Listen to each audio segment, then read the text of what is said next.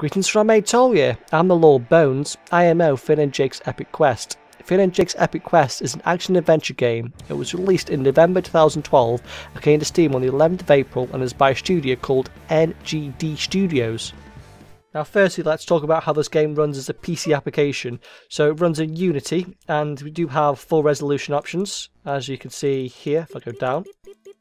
Full screen on and off, anti-aliasing, anisotropic filtering, VSync, depth of field. The audio only has 5 sliders, which is exactly the best thing. And you don't have that much control over the controls. You get some presets and that's it. And I'm going to have to start a new adventure because it auto-saves as you go along, and I couldn't therefore then use the same one again. I'm going to use easy. Let's go straight to this one. So as you can see there are several levels, and this, if you haven't noticed by now, is an Adventure Time game, which strikes a bit weird why they actually released it on Steam, seeing as they've already got an Adventure Time game, which I think is much better, but we'll see why in a moment. Huh? What the glug's going on? Crud, dude. Did we get sucked inside BMO again? No, man. Look, the entire land of Ooh has been turned into a video game. Well, that would explain the floating islands. We'd better find BMO. I'm sure he'll have some kind of reasonable explanation for all this. Whoa, a ransom note. If you ever want to see BMO again, bring me 10 magical video game artifacts. I'll be waiting for you in the witch's garden. That's what it says. That's the witch that cursed me with a chubby baby body. I've got a score to settle with her anyway.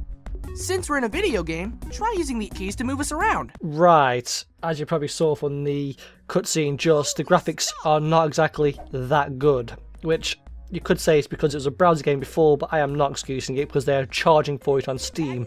And if you'd like to take me up on that, just click on the annotation, whatever it is, for a vlog on why exactly I'm always going to do that.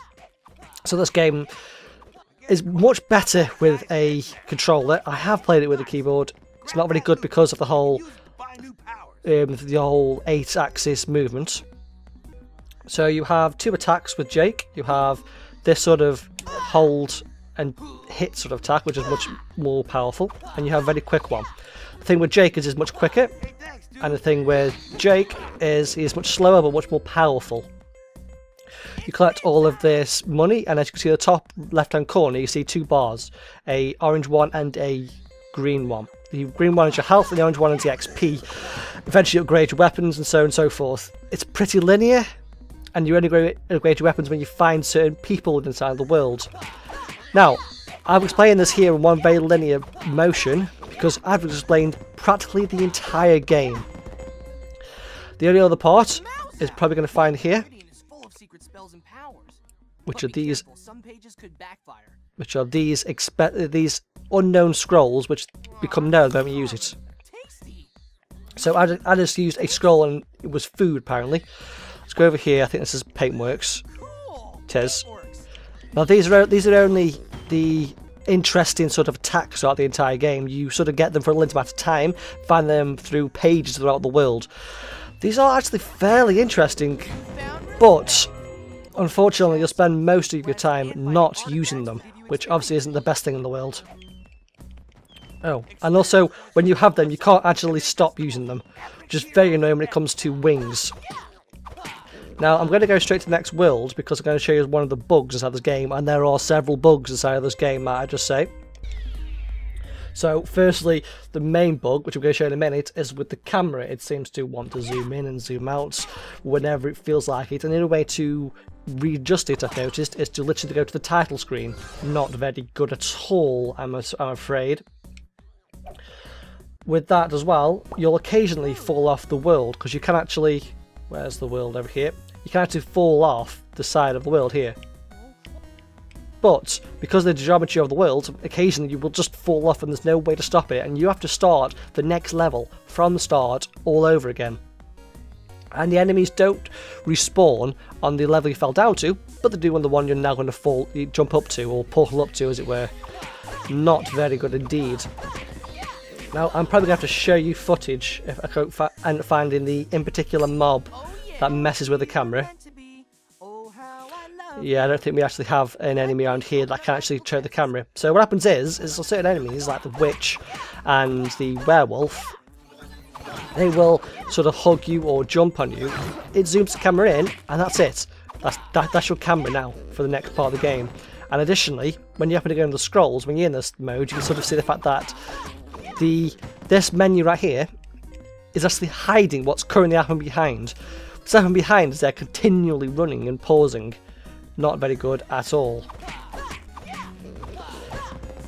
Also, some enemies don't actually make much sense, which I suppose in Adventure Time game it's not exactly the best thing to say, but what I mean by that is there's actually a tree person inside of the fire level, which struck me as a bit weird and unfitting, which sort of goes into one of the main problems with this game, is there aren't actually that many enemies, and these worlds go on forever.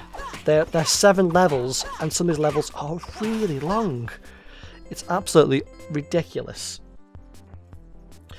I will say a few good things, I suppose, about this game, is that the soundtrack is really good, which is the only good thing I can really say about this game. I'm not a humongous Adventure Time fan. I've probably watched about 4 or 5 episodes, and I have played the much better game, which I'm probably going to review just after this, and this one definitely doesn't compare even slightly to that game, which is probably a good thing because that one's came out afterwards, so at least someone actually knows what they're doing when it comes to licensed video games. In general, this game is very boring and repetitive, and I think this is practically everything I need to say on it, other than the fact that on the right hand side you'll occasionally get quests, like find so many pages, but to be perfectly honest with you, it's just so boring and repetitive. There's just nothing to it really. So, let's round up this thing then. I actually enjoy the first 2 levels of every single world because of the change of scenery. Past that, it's only for hardcore fans I've finished explore the dungeon because I don't know.